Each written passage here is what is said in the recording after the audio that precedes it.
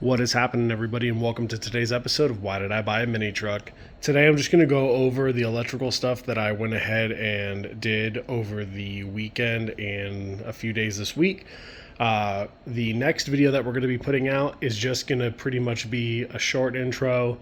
We're going to go ahead and install all the harnesses in the truck. But I just wanted to film this little video so that you guys can kind of see some of the stuff I was doing and a few of the things that I was talking about as far as doing work on the harness goes. So you can see back here, I have a bunch of stuff. We have both of our brand new front fenders in. That box right there is still a bunch of miscellaneous connectors. It's actually all the connectors from this truck's original harness.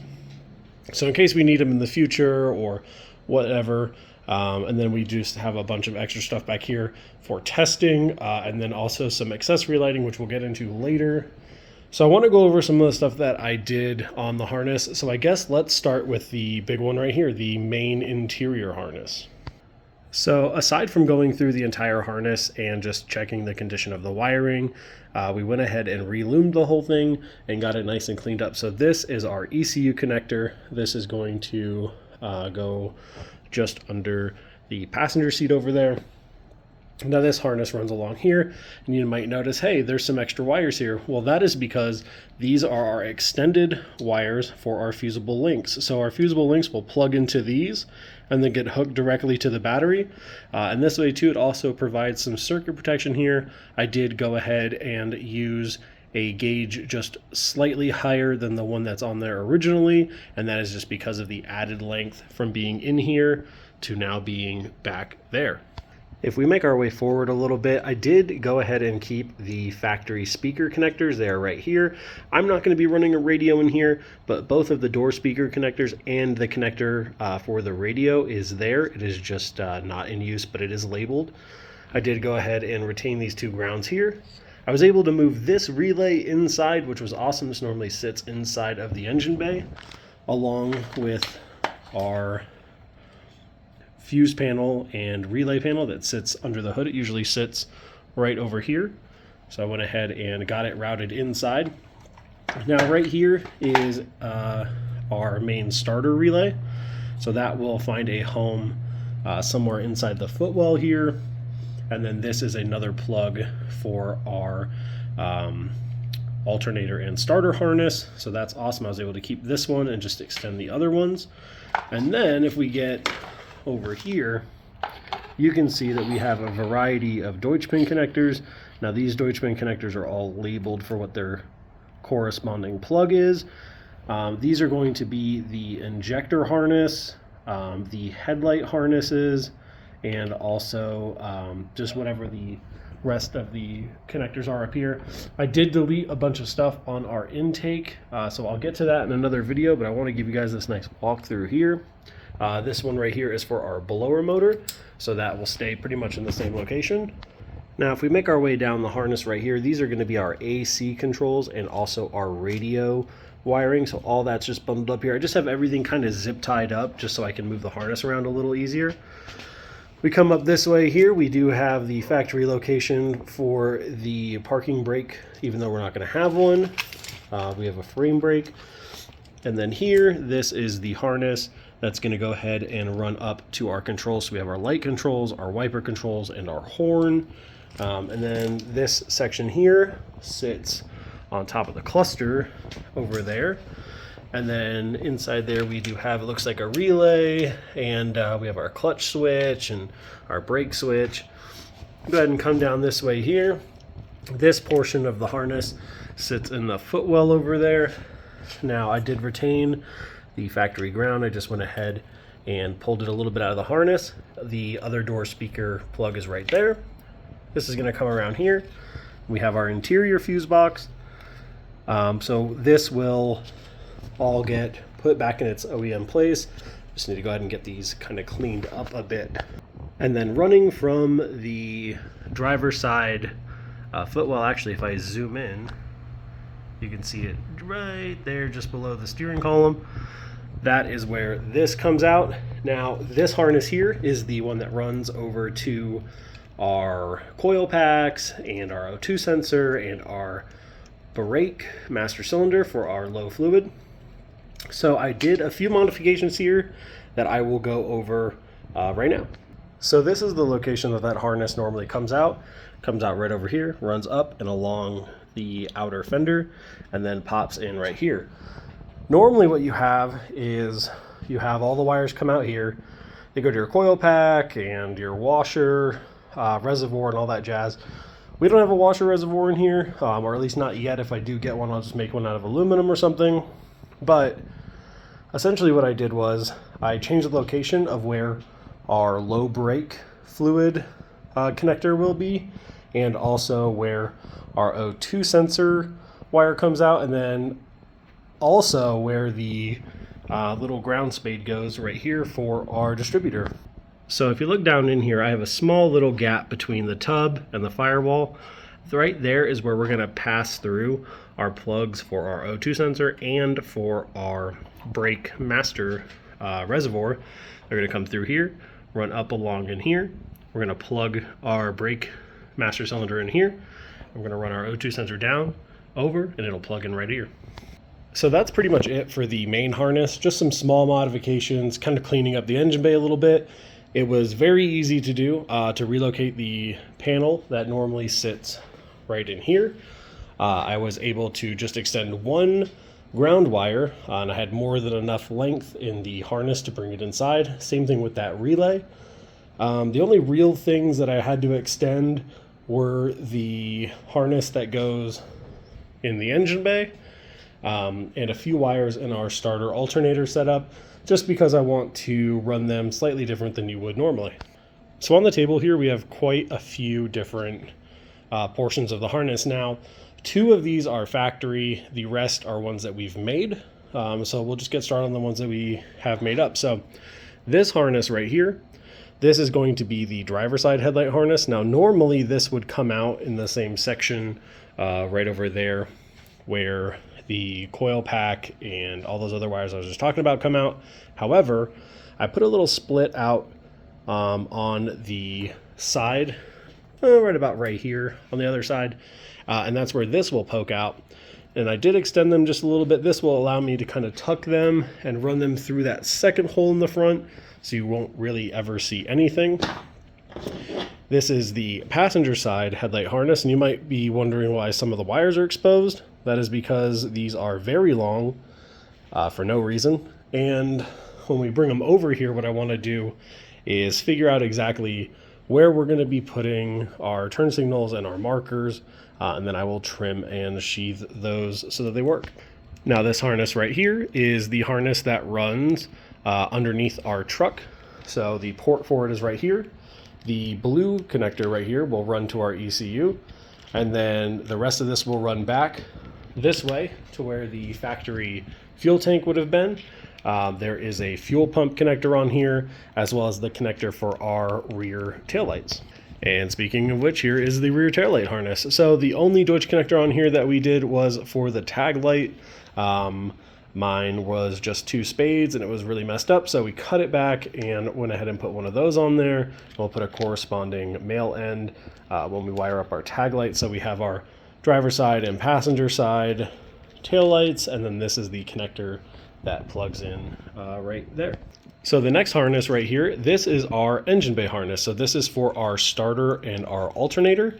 There is also a couple sensors on here, but this is really just for our starter and alternator. There's our oil pressure sensor.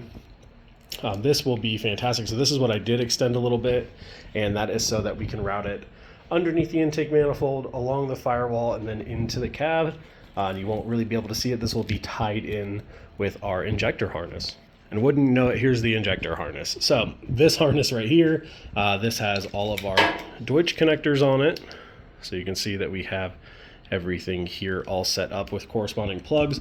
So basically this has a lot of stuff in it. So it has coolant pressure sensors, coolant temperature sensor, pretty much everything that sits up here, the grounds.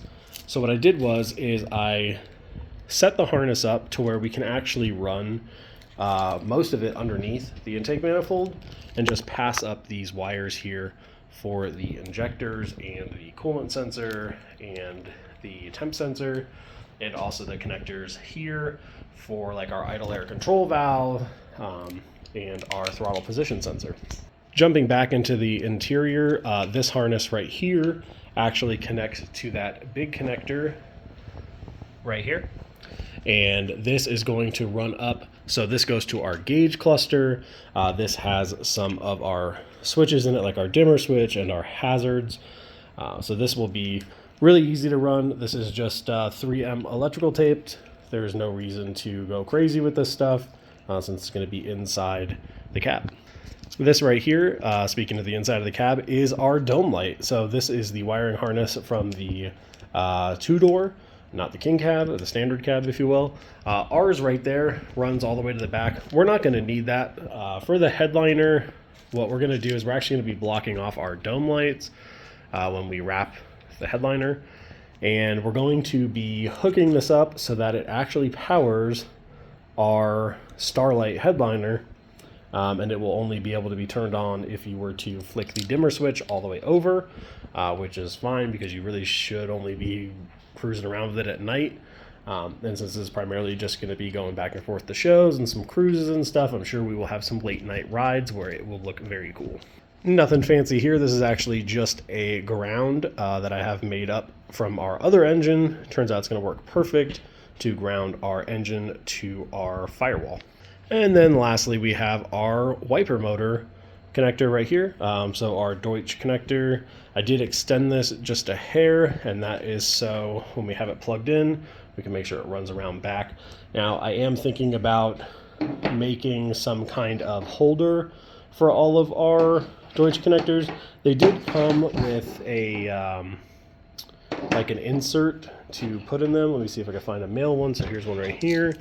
Now there's a little tab right here that you can insert, and it came with a bunch of little, they're plastic, but I'm sure I could find some metal ones that insert here. Maybe we can make like a little panel where they all plug in, but I don't want to go too crazy with that. I feel like if they're all connected underneath the dash and they're tucked up, should be just fine. So we got the whole inside of the cab cleared out. I do have to come back in here and do some vacuuming. There's quite a lot of sanding dust and other miscellaneous debris in here. So we're gonna get that all cleaned up. And then the next video is going to be just routing everything out. So I'm just going to do a quick intro in the next one, kind of explain what we're going to be doing for the day. And then we are just going to get up on the GoPro, and I'm just going to be installing all of the factory harness in here. And then hopefully we'll be able to test it, verify certain things like our headlights and taillights work, make sure our gauge cluster is lighting up, make sure the lights in the cluster are working, check our signals, and we might even be able to bump the starter.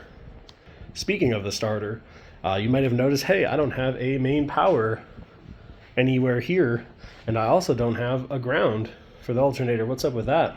Well, what is up with that is that we have a pre-made one already from before with the other engine that was in here, that Z24. I had made a starter wire already that's already cut. It's perfect. It runs right back there. It's exactly what we need. So I don't have to make that. And the alternator ground, I still have to make that one up. We do have to make one that goes from the alternator to the body. So we're going to go ahead and do that. And we're going to land it somewhere down here so you don't really see it too much. Basically, I want to try to keep this engine bay as clean as possible inside. Just make sure you don't see a bunch of crazy stuff in here when you look. I'd like to look pretty much just like this, but with a radiator and a fan and some coolant hoses and stuff. So what we're going to do is we also have to actually do some exhaust work, but that's going to be its own video. We can do that after we route everything. It's not a huge deal. So that's what we are going to go ahead and do. So as far as a little bit of info, as far as the wiring that is outside of the truck, anything that's not inside the cab, yes, there is like anti-chafe stuff on them. Yes, they are wrapped. But the stuff that is outside of the truck, I pulled all of the factory loom off of that. And basically what we did is we triple layered it. So we have the wiring harness taped so it holds position, right? And then we tape the whole harness. Basically, if you can imagine two X's, like where tape crosses, that's pretty much what the whole inside of the harness looks like. and then we sheathe the harness with an anti-chafe, and then we put a corrugated sheathing over that, and then we wrap that whole outside with like a weatherproof Teflon tape. I'm trying to remember the name of it. They don't pay me enough to remember, so I'm not gonna. But basically what that does is that ensures that over the years, water and dirt won't make its way into there and potentially cause issues with the wiring loom or with the sheathing on the wiring. So I want to make everything as waterproof and as heat proof as possible. The harness that runs underneath the intake, for example, there's even a piece of like fireproof or temp proof sheathing on it. They look like this. I forget what brand this is. Looks like Thermal Zero. I got a bunch of this stuff. This is actually going to be for the wiring, any auxiliary wiring we have that is under the vehicle that is near anything hot. So part of our starter wire that runs next to the engine has this on it already, and a few other parts of the harness. So basically what I want to do is keep everything as protected as possible so we don't have any issues. Nothing's going to melt. Nothing's going to catch on fire.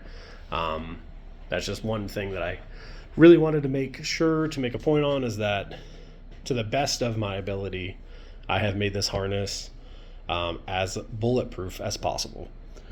Aside from that, we've also went ahead and checked continuity on everything, and that took a lot of time. So checking continuity pre and post cut, just to make sure everything is good, plugging the connectors in, making sure we have good continuity through there, checking all of the resistances. That is another thing that is important. Use too small of a wire and you're extending it, it can get really hot and melt. Use too big of a wire, and it's just going to look funky, and you might have a little bit of added resistance, and that's something we do not want. The next big thing on our plate after we get the harness run is we are going to be diving into all of this. So we have our new plungers for our door poppers. We have all of our breakers in here, our relays, our kill switch that we need to go ahead and wire in, and we also have our auxiliary fuse box back there, as well as a bunch of other goodies over here like switch panels, and just a bunch of jazz, right? We have to build the panel that goes back here, get the air suspension all set up, make sure the interior is the way I want it, run all of our wires for the auxiliary harness, and then once that's all done, we should have functioning air suspension that is isolated from the truck harness. We should have gauges, a switch panel, and then some auxiliary lighting. So I want to keep all that stuff isolated back there. You can actually see, I don't know if you can or not, but I already have some well nuts in there. Right there, those 4. That is what our auxiliary panel is going to bolt to. So that's going to be awesome. So I really appreciate everybody watching. Hope you guys enjoyed this little tiny update. Nothing flashy, nothing fancy. I'm not even going to edit this. This is going to come out raw, just like it is right now. And on the next video, which is going to be coming out probably on Sunday or Monday, that will be running all the harness in here and probably a couple other little things. Definitely testing. I'm very excited about that. Hooking up the battery. We have a bunch of parts on the way, a lot of stuff. So stay tuned for all that goodness. This thing is going to come together pretty quick, especially now that all the wiring is done. I cannot wait to hear this thing fire up the first time. So until the next one, guys, peace.